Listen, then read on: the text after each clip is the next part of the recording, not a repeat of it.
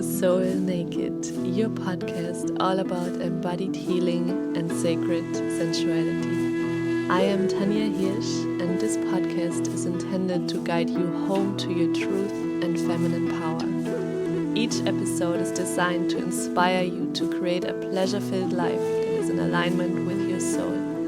Let's drop the mask and dive right in. Our infinity, our divinity. Welcome back, my loves, to the Soul Naked podcast. Today I have a beautiful, raw, deep, honest conversation with Miriam Adler. I met Miriam here in Tulum and I immediately felt so welcomed and soft and connected in her warm, loving, feminine presence that you will feel during this interview. She's really embodied in her wisdom about relationships and intimacy. And in our conversation today, we talk about her personal journey, how she got into this work, how her personal relationships initiated her into this wisdom, and how we as women can support the masculine in their healing journey, and how we're not acting from our wounded place, but from our empowered self to support our inner masculine, but also our partners and men in our lives. And we talked about a lot of deep things related to that. And I can't wait for you to listen to this interview. Miriam is really a special woman. She shares transformational retreats around the world. Maybe you've heard about La Luna retreats, and I'm going to read the bio to you now so you get an impression who we have on the podcast today. Miriam is an architect of transformative experiences and founder of La Luna, a global community of women seeding change, a coach and facilitator of women's work, breathwork, and sexual empowerment and sacred intimacy. Her mission is to help people reconnect with the wisdom and depth of their heart in order to flourish their intimate relationships with selves and others. Miriam is a teacher, speaker, and coach who focuses on bridging the gap between who we think we should be and who we truly are. Her mission is to help people reconnect with the wisdom of their hearts and body in order to flourish their intimate relationship.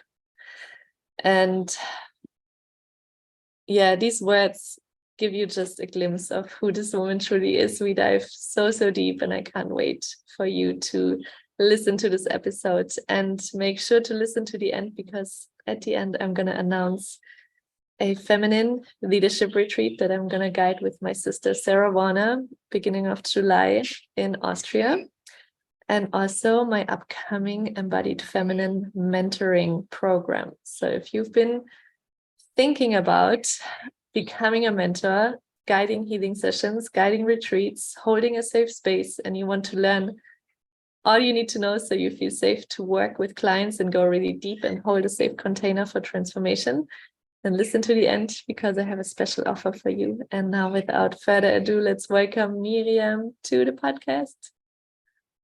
Welcome to the Soul Naked podcast, Miriam. I'm so excited to dive so naked with you today. Thank you so much. I'm also excited. The first question I ask all of my interview guests, and I'm curious what comes up for you intuitively, is what does Soul Naked mean to you right now? The first thing that comes up. Soul naked for me in this moment means raw honesty. Like I feel when I'm naked to my soul, I don't need to pretend, I don't need to hide, I don't need to fake anything or please. I can just be myself and without apology. And I think that honesty sometimes hurts, right? Because it goes to the core. And I'm learning in this moment, really in all my relationships, to bring that gift forward of clarity, because I think honesty is giving somebody else the opportunity to feel you. So that's comes up for me in this moment. I love that so much, and I resonate deeply with that, to really allow our vulnerable, our rawest self to shine, because we are so used in our society to pretend everything is fine and just to show a glimpse of what we truly are. And it's also been a huge part of my process to unpeel those layers that are not the truth, and to really show, even if it might be uncomfortable for the person in front of you, to show everything that's present in the moment and to show up like the truest version, because it gives people around you the permission to see you as you truly are, and to create a connection that is true and real and not based on conditioning and these attachments that so often we don't even see. And I'm curious, how did this journey evolve for you? How were your relationships in the past until you allowed yourself to really be so naked in front of your partner and in front of your friends and family? How did your life look like in the past? How did you show up? How did you feel in your relationship compared to now? What has taken you to this moment? Okay, that's a deep question.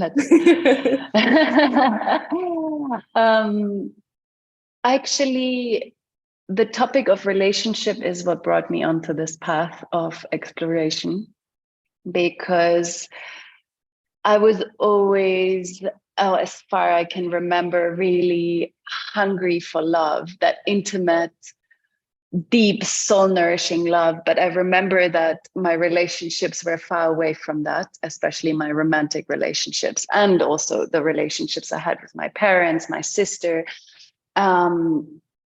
Because I feel I learned, or I had this blueprint as a child from generations, right? The German conditioning laid upon me that made it very difficult to communicate for me. Like, it was very, it was very hard for me to kind of tap into my own fragility. It was like, okay, I have to be strong. I have to hold myself. And with that hardness, somehow, I caused a lot of separation between me and loved ones. And if I want to go more into detail, I remember I was living in New York City, and I was dating somebody at that time, and we were living together for 2 years. And somehow there was like that, oh my God, I just remember it was like this deep longing for intimacy, but there was so much separation. So I felt incredibly needy. And the more needy I felt, the more I started complaining.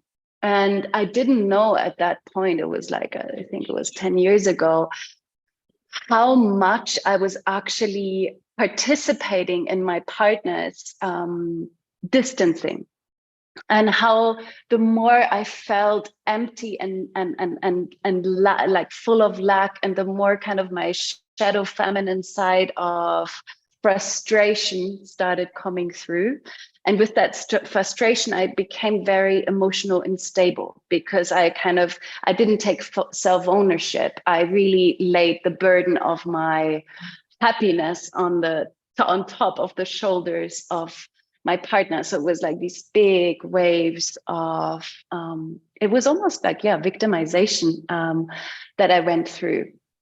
And I believe this burden, first of all, and second of all, the shadow side of frustration and nagging, and my ex-partner, he said, like, ball cutting, right? The ball cutting. The ball cutting behavior really made him into a very distant, retrieved man, because what was happening actually is that it triggered his own mother wound of unstableness, right? He actually started becoming afraid of me, because he realized that maybe I'm not safe to rely on either, right? Because my instability was triggering that. So it was like the first point that I realized the importance of my own integrity that really defines the quality of relationships that I have, and the importance, or the real role that I have as a woman, as a leader of the depth and intimacy a relationship can have, instead of expecting it to come from my partner, really taking that empowerment into my hands. And I feel if women are listening to that, it's so important to know that it is really on us how deep and how precious and how loving a relationship can be. Obviously, we need to have a team player in it, but a lot of that is in our hands. And then obviously you were asking how my relationships transformed, right? That breaking of that relationship actually catapulted me onto my path, because when we speak about the path, right, it's usually it gets triggered through pain. Like nobody is going to start self-inquiry and really looking closely at themselves if there is just complete comfort and everything is just great, right? So it was that pain of separation that really brought me to inquire, like, what in me is responsible for this? What in me is happening that I'm not able to live the fullness of love? And that inquiry kind of started drawing me deeper and deeper. And what I really found in that inquiry was I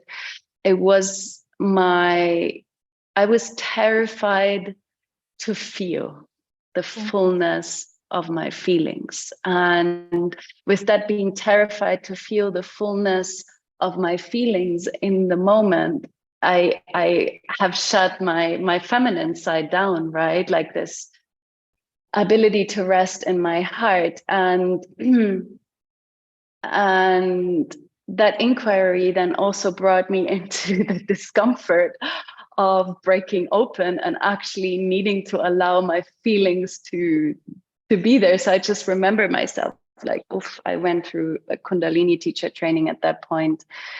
I was just crying and crying and crying, and all the tears that I've held back for years, like the depth of that fragility started unraveling. And with that, a more authentic, real self was born that I'm now able to bring into my relationships, right? Like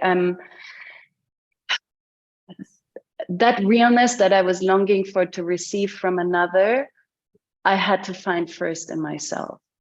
And I think that's what switched a lot the depth of my relationships now. Oh, wow. Thank you so much for sharing that. I really felt you in these words, and I felt my body reacting, because I feel every single person on this planet, that's why we came here. We crave this human connection, heart to heart, soul to soul, to be seen for who we truly are. But because we wear these masks, we never find this, because we feel terrified. We've been hurt in the past and we carry all this pain, and then we're afraid if we open up again, we might be hurt. And also, to be able to crack open, we need to feel in order to open. This cracking open is a process, and it requires strength, and it requires us to really go into the body and to face what was too painful in the past.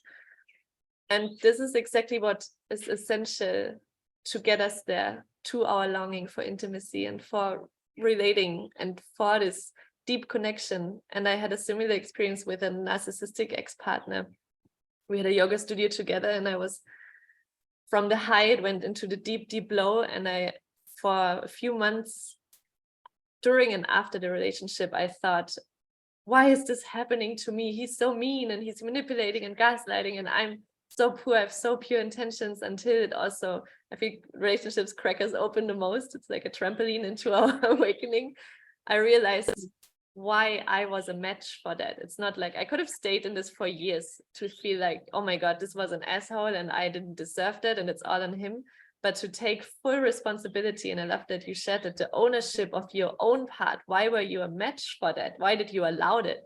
Doesn't mean that it's right what he did, but I was so also craving for love from the outside. I didn't love the little girl, the little baby girl that was experiencing so much separation from love when she was little. She was craving to be seen, and not my adult self. It was her playing out in the relationship, and she wanted to be seen by me. And that's when I digged also deep, and I found her, and I learned to love her, my little baby girl, that set me free to not outsource my love, to fill my cup so fully and abundantly with love, and to relate from that overflow, and not to rely and to wait for people to fill your cup, because this cup always has a hole and it drips out.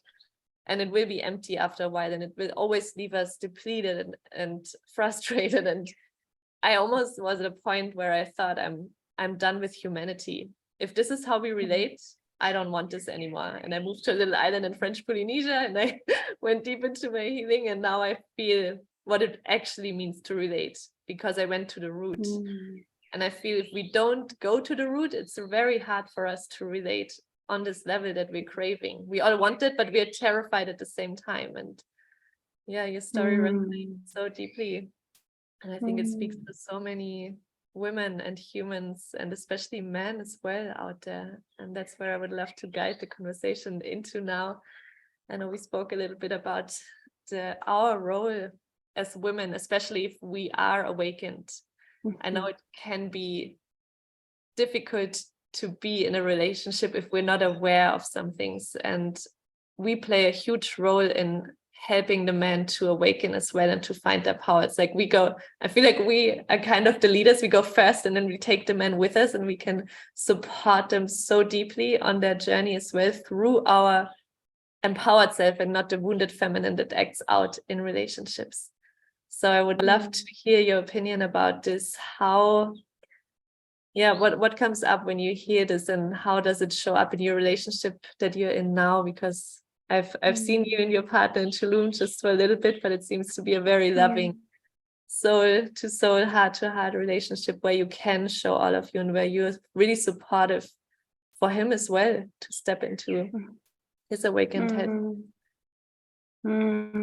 Thank you for seeing us. Yes, I think it's always very helpful to bring personal examples, because it's more applicable. So in my past relationship, I would say I was already awakened, right? Awakened in a sense of awake. Like I would question things. I was more aware than I used to be. I was already on the path. My partner was also kind of, my ex-partner was also kind of on the path, and we shared the quest of inquiry together, for sure. Yet in that relationship, even though I was awake, I somehow didn't manage, and that's the guilt also, right? That we have to, when a relationship breaks, there's always two parts, and that's that part of self-forgiveness that's usually the most painful. I didn't manage to rise him. I didn't manage to make his sacred masculine bigger. What I actually managed to do was really almost tear him apart. I kind of watched him becoming smaller and smaller next to me. And that was even his feedback. He's like, I feel so small by your side. And it was it was probably one of the biggest initiations that I had on my path, the split up, because we loved each other so much, but somehow both of our conditionings were so triggered in that. So what happened was that, you know, when we say about rising the masculine or awaken the masculine, it almost means loving them whole, right? But it almost requires a huge strength of a woman to not take the reactions or the turning away of the masculine personal, right? And then fall into the own shadow side of, like I said, frustration or blame or dissatisfaction or expectation, but actually love them through it and see every time somehow kind of their beast is coming out as an opportunity to heal together.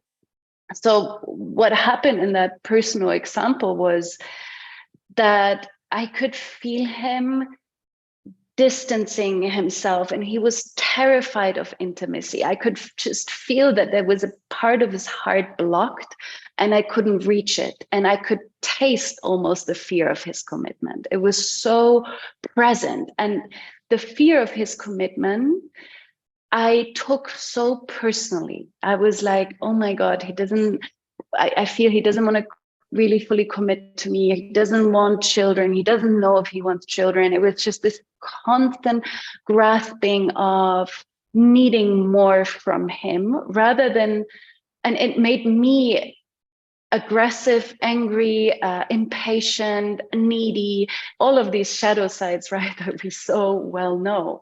Instead of realizing that, holy smoke, there is somebody on the other side right now that is terrified. And this is not because of me. This is because of his own history with women, starting from his mother, right? The distrust he has in the feminine, that now either he has the opportunity to heal that distrust with me, or it's gonna continue to roll, right?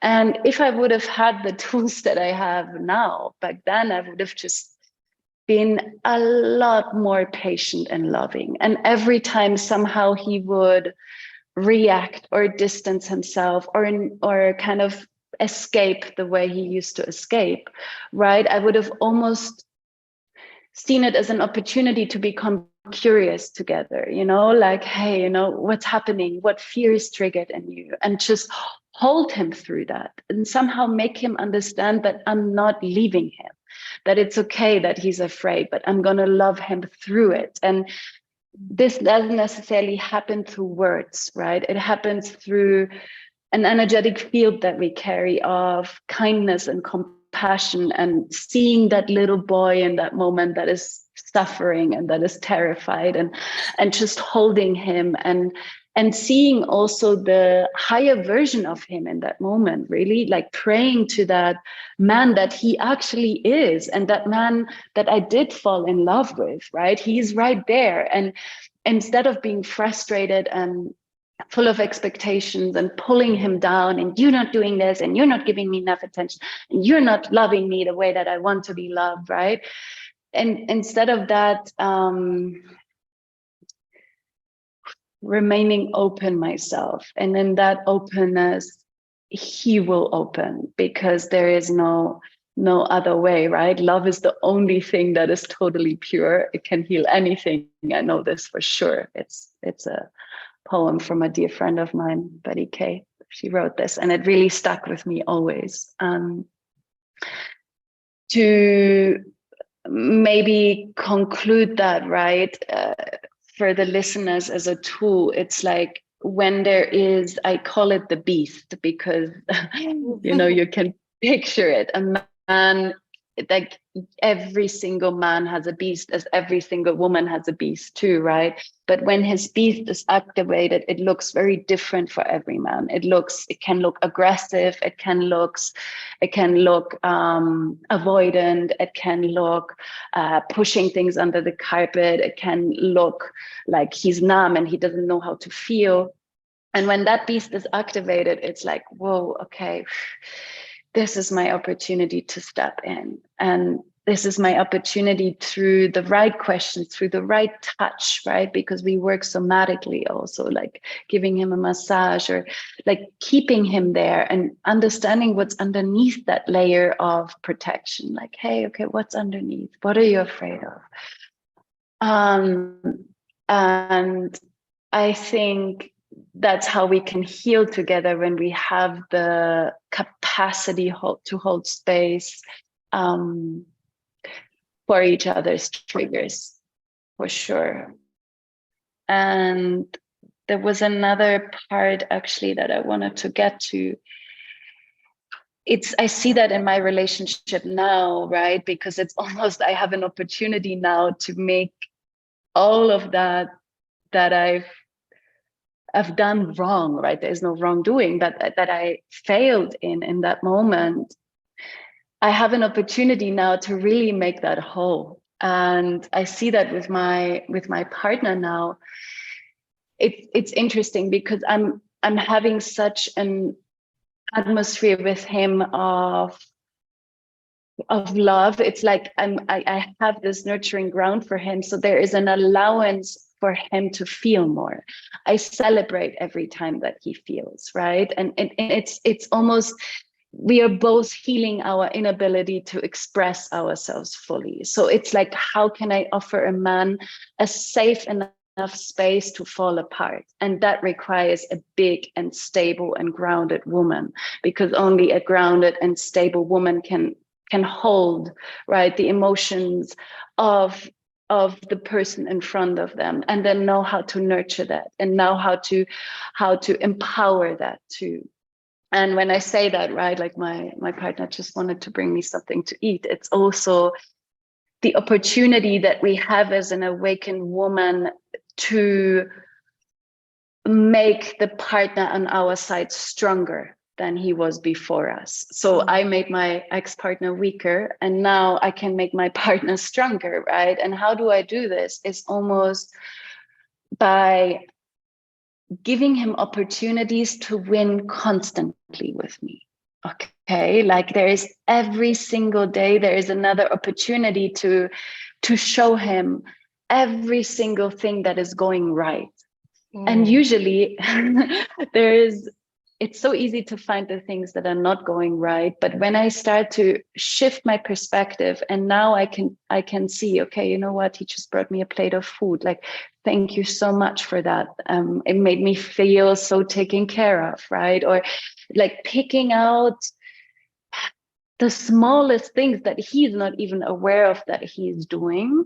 And by that, it's like he feels more trusted, and by feeling more trusted, he feels more safe, right? It's the same for us women. When we feel more seen and we feel more love, we feel more safe. For a man, it's trust, and it's trust. It's believing in his capacity, and respect. So big.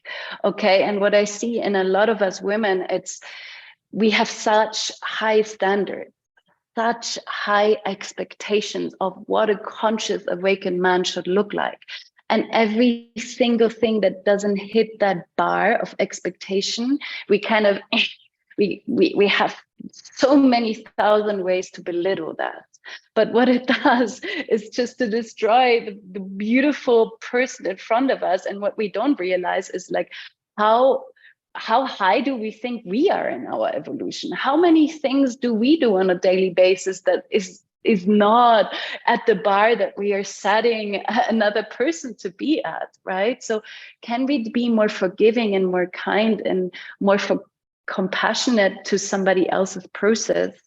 Obviously, this only happens when we learn to be compassionate with our process and really become honest with how much hurt we are causing, right? And then somehow in that base of compassion are focusing on the things that are going right. One last thing though that I want to add, and I know I've been talking a lot, is I'm saying that with a partner that is willing, okay? Because also maybe some of you are listening and it's like you're actually having a partner by your side that is really far away from even closely being on a path of self-awareness and is very resistant to that. And I know how painful that is, right? Because you cannot initiate somebody into that path. They have to do it themselves. But if they're not on this path of self-awareness and you are, it's very unlikely that this relationship is going into the same direction. And so there is also the knowingness that sometimes if there is no window of opportunity open, sometimes the pain of loss is probably what will make them initiate. And I've seen that a lot, right? It's like we have to go through the breakup and then all of a sudden they start doing the work. It's like, it's crazy like that. And at the same time though, if you want to give the field of somebody to maybe start to initiate themselves, do it with love. Do it with so much love. Be that love warrior. Be on your own path and just hold that field, because it's much more fun to please a woman that is joyful and pleasable than somebody that always finds another thing to nag. Yes, there was so much wisdom in what you just shared. Thank you so much. And I loved the most, I think you shared this in your workshop in Nomade too. You called it the green traffic light, that we love to go for the things they're doing right. And I've started doing this with the men in my surroundings and also with myself, with my inner masculine, because I took so much for granted. And then I started to appreciate and to be proud and to really honor what I've been doing for myself from my inner masculine, and also what men are doing for me. And it changed so much to really look for the green things, because I was also conditioned to look for, oh my God, he didn't close the door again. You know, like the little things that sum up and make you feel annoyed and frustrated and close down. But I also want to add, because I've been an initiator for many men in my life. They started doing the healing work after the breakup, and during the breakup, they always said they changed, but they never did. And there was this lack of integrity that I kept on accepting. And I, for myself, found that it's really, really, really important to, yes, hold the container of unconditional love, but to also not, it's a fine line to step into the mother and the mentor role in this, because this kills also the polarity and the relationship dynamic. So I feel we can hold space for their process, but if it's a really deep wounding, it's also very important that each of one of us does the work on their own. And of course, when it comes up in relationship situations, we can work through that. But I definitely did it too much in the past, that I took over, because it comes easy to me to hold space and to see their highest self and to hold on to their potential, what they could step into. But if they are not willing to step into that, it's really, really frustrating in the long term. Yeah, I agree fully. I mean, there is a difference between mothering, and I refuse to mother. I have difficulties mothering myself, right? It's like there's a difference between mothering and empowering. That is huge. Okay, because mothering is like, okay, let me do it, let me show you, here's the way, and it's almost controlling, right? Like a mothering is almost a sense of control. Whether an empowered state of a equal partner is like, my love, you got this, you know, I see you struggling right now, but I believe in you and you got this, and I fully trust you right now, and I see you, you know, and I know that this hurts right now, and let's explore, like, let's go to the depth of it, you know, I'm here dying with you, like, let's and you explore that together, and then you're like, but I know that you're strong enough and you're big enough to go through this, you know. And then what he does with that is his own decision making and his own responsibility of to take care of the wounded places in him, right? The much as it's our responsibility to take care of the wounded places in us. And there is such a huge thing about projecting, right, that I think we were talking about before as well. And I love that you mentioned a lot the inner masculine, because what I realized, and we do an exercise usually in our retreats, in our love retreats that are for men and women, about this sacred play of union, that really plays on that inner masculine and inner feminine, because the way that we relate to a man, right, starts with the relationship to our own inner masculine. And this relationship is often very wounded, from generations wounded. It's the way that my mother related to man. It's her mistrust in man. It's her disappointment in man. It's my grandmother's disappointment in man every time she was left and not taken care of. It's the way that my father maybe didn't show up emotionally the way that I was hoping for. It's the way that ex-partners didn't take care of me the way that I deserved to be taken care of, or every time I gave myself away in sex that didn't feel actually honorable to my body. You know, all these scenarios left an imprint in myself, in my relationship to my inner masculine. And I started to create a relationship of mistrust, because how can I trust all of that experience that I had? So the healing of a conscious woman is really it goes way back. It goes generational. It's cleaning up the mistrust my feminine ancestors had, releasing that memory through my body, right? And that's where the work that we do come in, like the combination of embodiment, of breath, of releasing the fascia cell memory, the trauma from the body.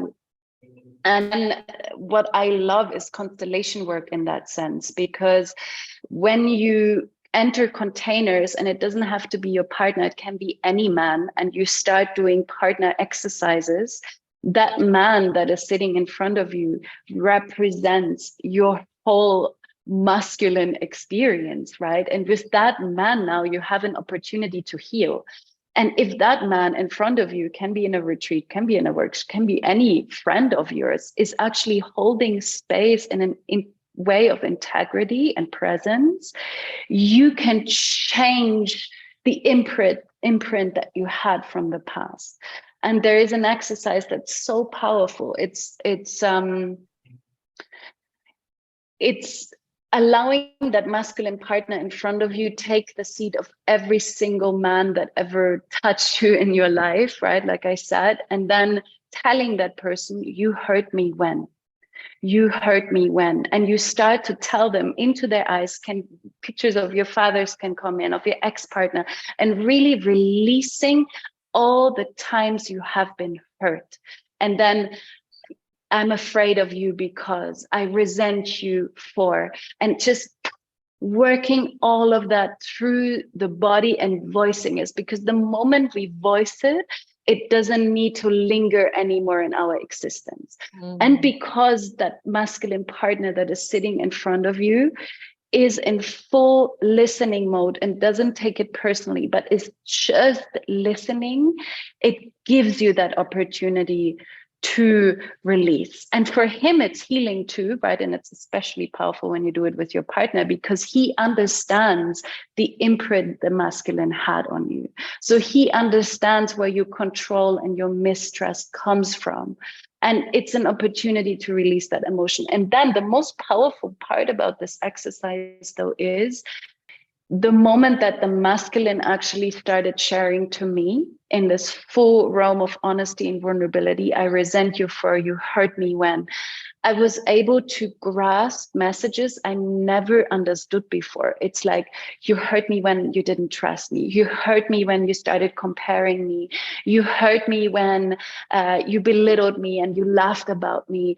You hurt me when, and right, it's just like, and you sit there and you start seeing, and that man doesn't just talk to you, right? He talks about his mother, he talks about his grandmother, he talks about ex-partners, and you realize, holy shit, how much hurt have we women caused man? And no wonder that they started hiding and closing themselves and becoming weaker or being aggressive or avoidant, because they're just as hurt as us. And in that moment, two people are just completely open and are able to release the past memories or the past experiences of inner masculine and inner feminine.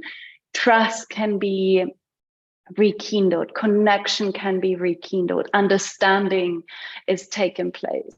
And I think if there is one huge part about a sacred union or even friendship, right, it's the understanding that we can bring to each other's processes, and I think that is healing for sure.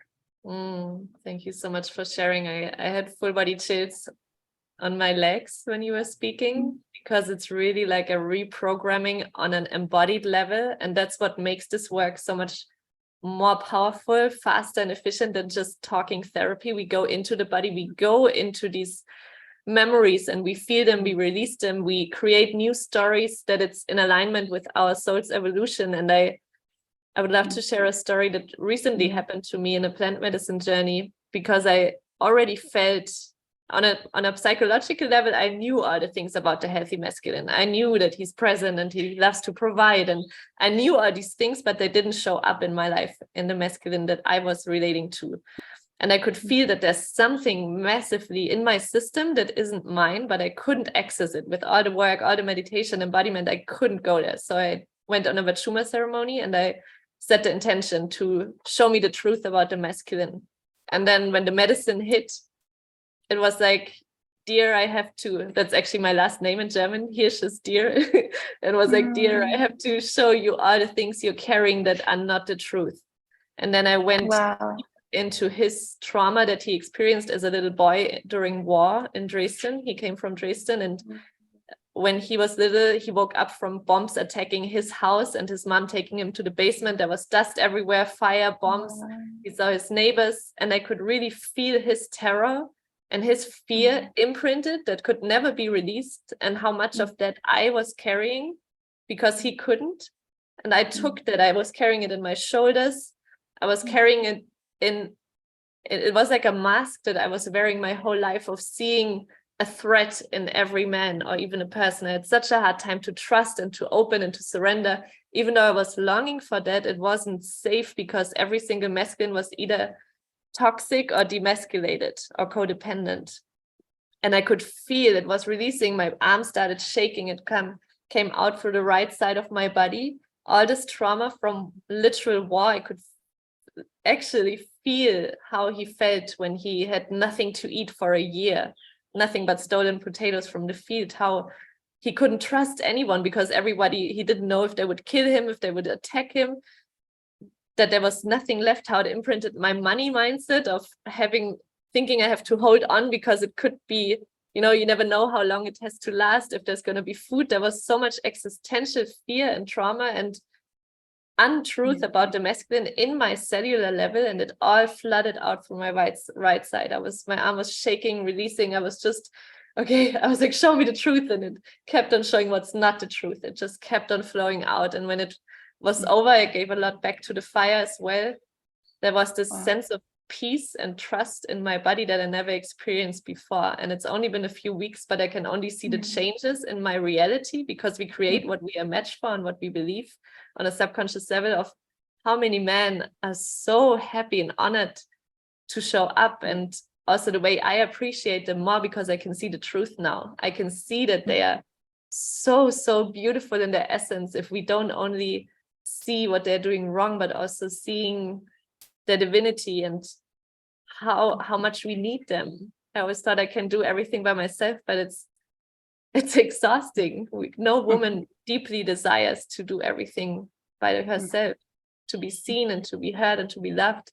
First, I feel we have to dive into our own wounding, and then we can relate on such a deep level, and to also see the other person through this lens it's been a huge game changer.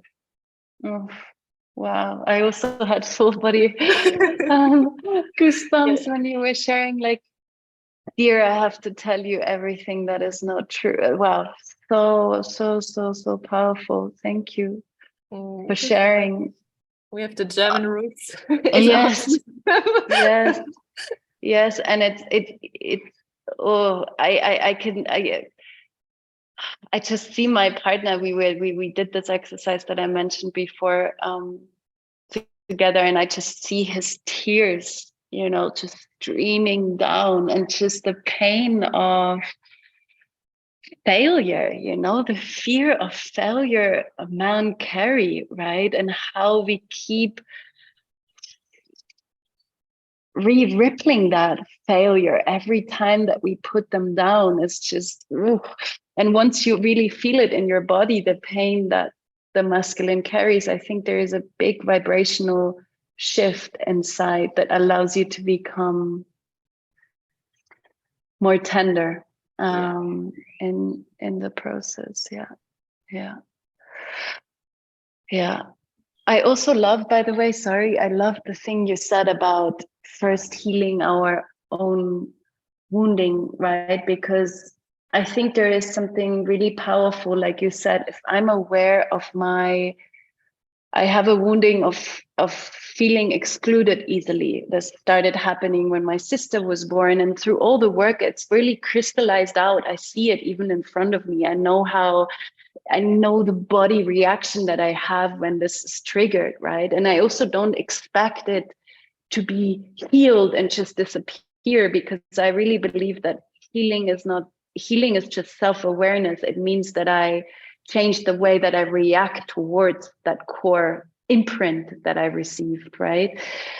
And now in this partnership that we are both somehow conscious about this, it's like our conversation changes, because it's like I am able to explain him, hey, you know what, this is part of my imprint. And actually the first time it was triggered, it was like I felt excluded. He was choosing his friends over me, and I exploded and I overreacted, right? But instead, then the healing, what happened was later on coming back together and taking full self-responsibility of saying like, hey, you know what? Yes, maybe what you did or whatever was, but much more important to look what I did in the situation. And I completely overreacted because this really hit a core insecurity of mine of not feeling invited or loved or included in the situation. And this is a really sensitive spot for me. So it's like, how can we, how, if I'm telling you this, if you know this, please don't take my reaction personally, like stay there with me, right? And that's also the opportunity that we have when two people come together with this awareness, to allow each other to hold space for that. And I just want to share, like a week ago, it kind of got reactivated, this sense of like loss or losing a home. And I kind of went into the reaction. And the first part when I start reacting is I start to wanting to be frustrated and blame him. And then somehow in the conversation of him being curious and leading me underneath my blame, I just started releasing. It just tears started coming out of my body, and I was just laying down, and he's like, lay down. And I was like sobbing there, and it didn't really had a story attached to it. It was just that little child that felt an immense amount of sadness, and I could feel ripples of shame still there of being the strong woman that holds her emotion, and like I didn't want him to watch me, right?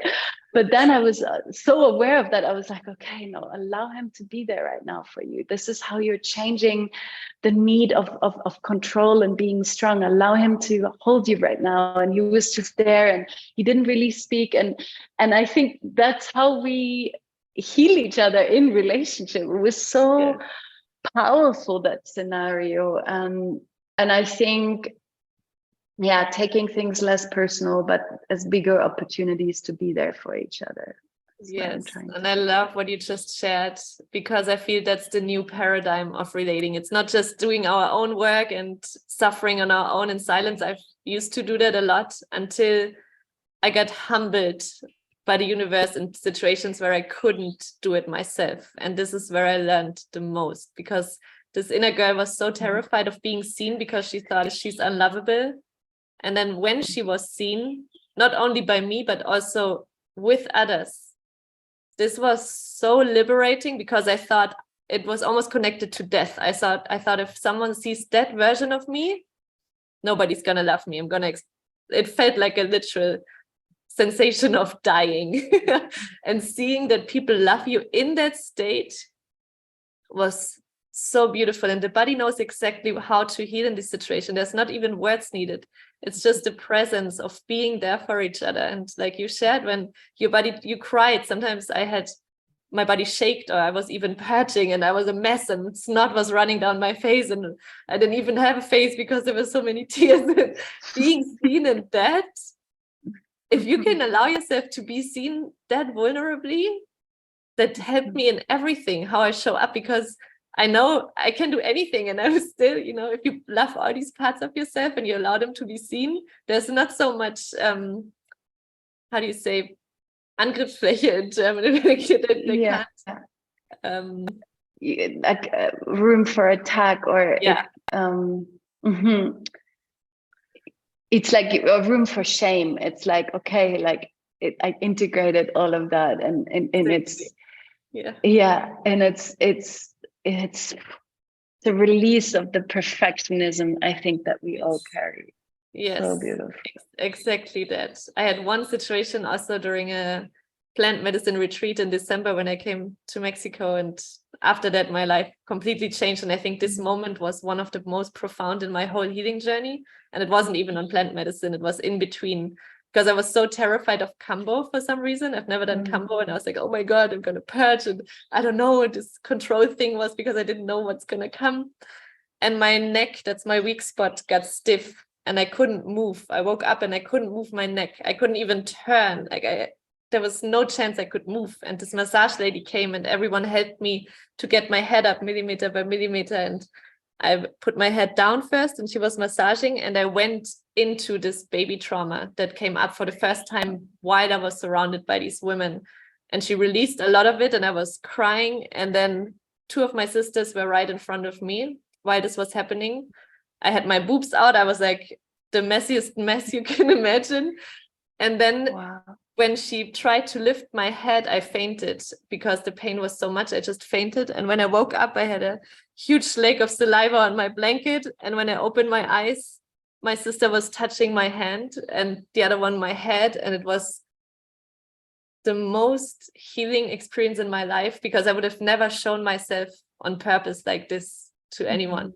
And to be humbled into this and to see you're still loved and you're supported, and it's actually so much more easy and beautiful to be held, because I create these spaces for everyone to heal, but to be held as a healer is a whole new level.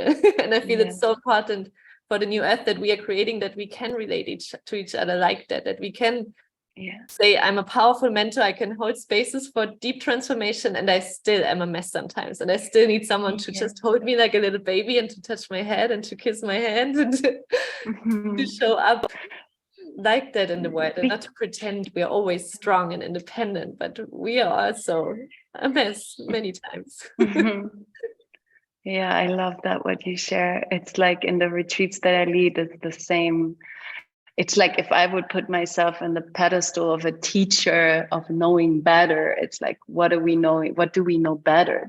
There's nothing we can get to besides opening ourselves to the most real and raw emotions that are flowing through the body right now. Isn't that the most inspiring thing that you can do to touch the edges of yourself? Like, I think there's nothing more inspiring, and to actually be able to hold space for you in that moment of total surrender is probably the most healing experience for somebody else. So I think these containers that we create are always constellations in a way, right? Like it's like every person is there to reflect somebody else, and the lesson that we need to learn is often the experience of somebody else, and that's why there's so magic in reality. So yeah, I can deeply relate to that for sure. I feel the way we are leading right now, not the old way, the new way is shoulder to shoulder. I don't see myself above anyone. It's like we go together, and we all with our unique gifts bring light back to this planet. That's so needed right now. We bring love back. We show what's possible. We go first because we didn't experience it growing up. I feel everyone who becomes a leader or a mentor is because they felt like the black sheep, like they don't belong, like an alien in their family and the place they grew up. And then they walk first because this was not in alignment with how we wanted to see the world. We knew there was a new way, but we needed to leave that environment to go first and to show it's possible in a different way. And I take you with me, and we go together and we lift each other up. And that's not because it was hard for me. It has to be hard for you too. It's like, I've been there, so I show you the way, and I give you everything I have to make it, it doesn't have to be that hard for you to go through the mud. We can hold you. Like there's so many layers Power to of community. Yeah, I love this. I mean, I can share a story. It was very funny. We once in a retreat, it was like instant. There was one woman there, and she like really didn't like me, and I was the leader. So it's a bit difficult if you're arriving at a retreat and you really don't like the person leading it, right? But I could feel it immediately, and I was like, okay, interesting. I'm not going to take it personally, it's because it's also, that's our work too, right? Because in reality, it's never about us. So it kind of kept continuing, and she kept avoiding, and then she didn't show up for things. And I was like, it came to a point where she even left the property, and I was like, okay, now I have to step in, right? There's some guidelines broken. The container is broken. Like, you've got to stay inside the container because we're doing deep work. So I kind of was lecturing her like a mother. Okay, so then we went into the Temazcal. And in the Temazcal, that the beauty is everybody, it's dark, and there is no labels, there is no names, there is no roles attached. Everybody is in soul naked, right? Like you were saying. And I was there, and actually it was a crazy retreat. Oof, so much shadow work. And all of us, actually, we started having a stomach bug. It was, and I was remembering, I was sitting in the front row of the Temazcal, and I was holding space for all these women. And all of a sudden I started becoming sick, and I started to puke because I was like this virus or whatever was going on was coming up. And this woman that really couldn't stand me was sitting behind me. And all of a sudden I turned around and I puked, and she held her hands open, and I puked into her hands. And then she was kind of like, so it was this huge realization of there is no separation, like we are all one. And the role that you put upon me didn't allow me to fulfill your expectations, right? Like, we need to see the humanness of each other. And then we stepped out of the Temazcal, and we were all sitting silently around the fire. And she stood up and she shared, and she was like, listen, I really could not stand you. And what I realized in the Temazcal is, because you reminded me so much of your mother, of my mother. And I really couldn't stand my mother, and she hurt me so much growing up. And that was my relationship to my feminine was so tainted by that. So when you stepped into the picture, and when you looked like my mother and you spoke like my mother to me, it triggered me so much. But thank you so much, because tonight I was able to heal that relationship with her in the moment that you puked into my hands, and that I understood that you're also suffering, and that you also carry your stuff, and that you're just as much tainted by your mother, and that it was never your fault. I could finally accept your weakness. And that was such a huge story of generational healing, right? That mirror work, that we are always constellating each other, and we always have an opportunity we don't necessarily need to heal with that specific person. We can heal with another person, that the place that we experienced in the past. Yeah. I just had full body chills again. That's such a powerful story. Wow.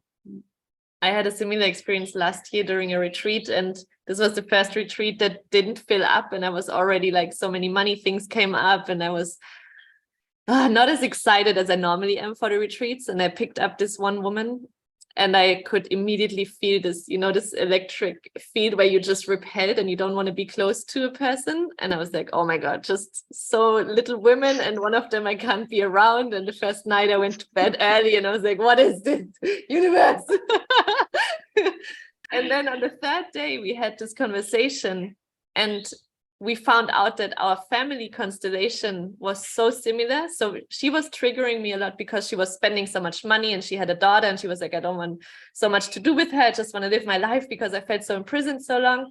And I grew up by a mother that didn't give me a lot of love. So I was like, how can you be proud of that? Like, it was triggering me so much. I know how it feels on the other side. But then when we dove deeper, we realized the parents of my father were totally against us as children, because my parents were very young. My mom was 18, knew my dad for 3 months when she got pregnant, and everyone said, get an abortion. And they said, no, we're going to get these children. And the same happened to her, but from her side, they got the abortion and were never able to get children again.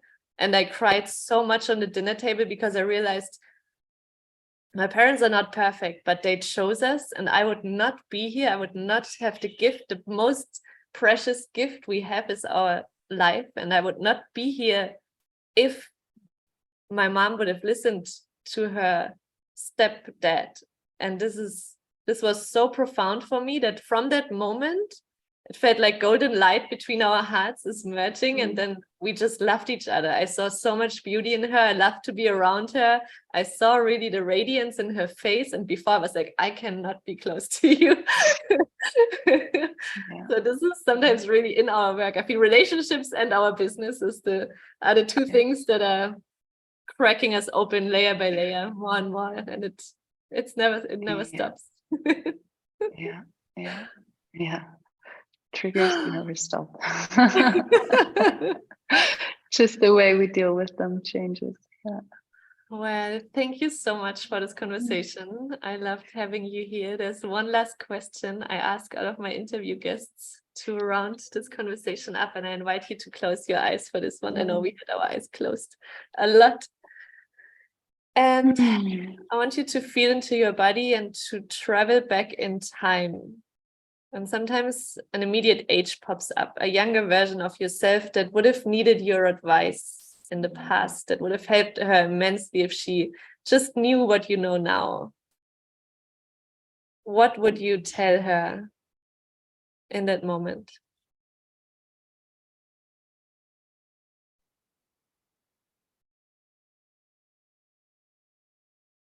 I would tell her in that moment that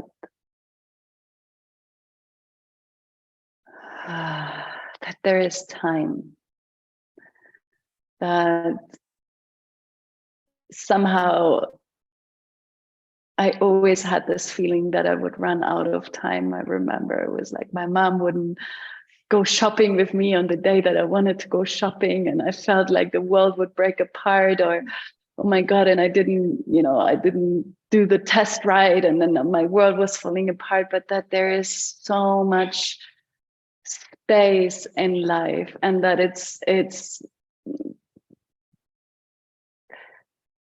that it's not in the reaching for something, but just in the learning to be in enjoyment of what is, that changes the reality. So really that she has time, and that she doesn't need to push so hard and try so hard, and that in reality, like, let's speak when I'm, and I would even tell myself that now, I'm like, let's speak when we're 50, like, relax, you have time to get where you want to be. And so often we feel, I think, this immense pressure that society puts upon us, and somehow to allow more trust to unfold the lessons that we need to learn.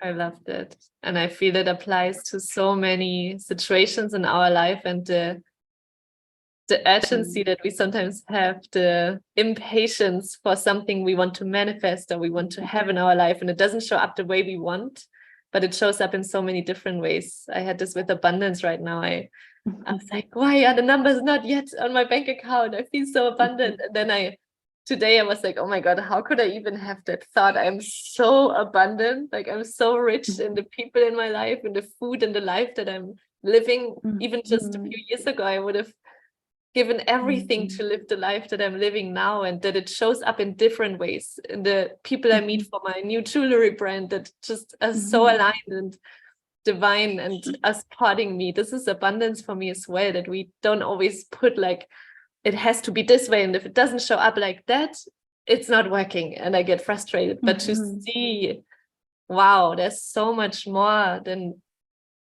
if I lose the attachment to what I think it has to look like, but to see the reality of what is already there. Yeah, that's so beautiful.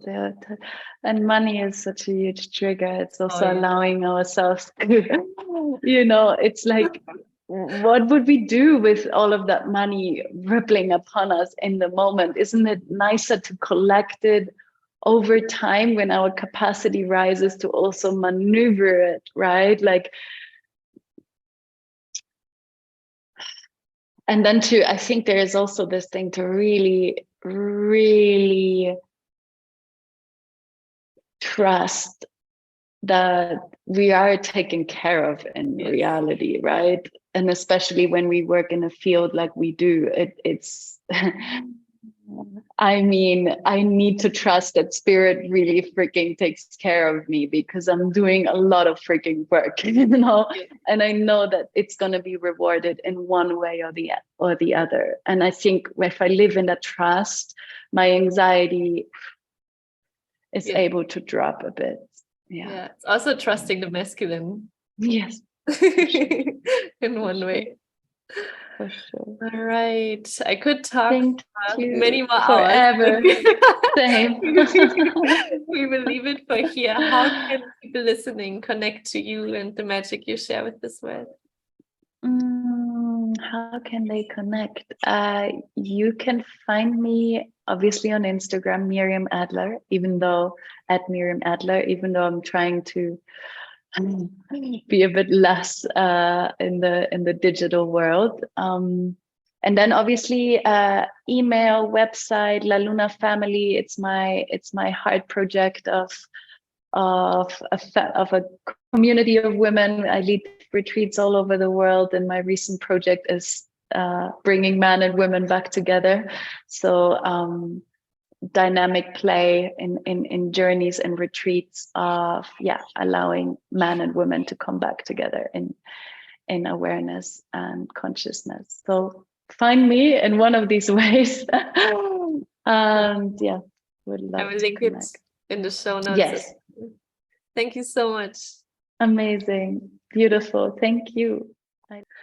I hope you enjoyed this conversation as much as I did. I really loved having her on the podcast. Make sure to connect with her. Maybe you join one of her retreats around the world. She's going to be in Europe this summer. She also spends a lot of time in Mexico.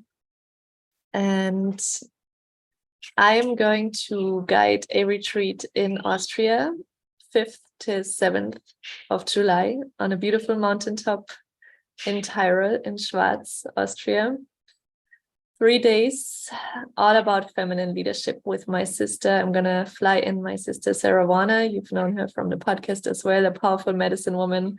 And we're going to co-create a 3-day portal for you to dive deeper into your own healing, into your own feminine embodiment. We will have a lot of powerful ceremonies, initiations, practices, tools, workshops, all around leading your life from your heart and your soul. If you would like more information about this retreat, send us a message on Instagram at I am Tanja Hirsch, or just send me an email. I would love to have a conversation to see if this retreat is the perfect fit for you. And also, I'm so excited to announce that I will be offering my first embodied feminine leadership mentoring training, which means you can become a mentor for healing and transformation spaces. So if you've been on your own healing journey and you feel the desire to take this to the next level, not only in your own embodiment, but also guiding women or people in their own healing journey, I'm offering a 6-month program where you will learn everything you need to know to create a sacred and safe space for people to meet themselves deeper, to dive deep into their healing. You will learn how to guide healing sessions, how to work in the quantum field, how to work with somatic experience, if you want to implement feminine embodiment practices into your work, sacred sexuality, all the things that made your life so much more beautiful, juicy, and easy. And you feel the call to use this to make this world a better place, but you don't feel safe yet to offer it because you would like, tools and guidance on this journey, then this might be for you. I'm offering a special discount if you already know you want to join.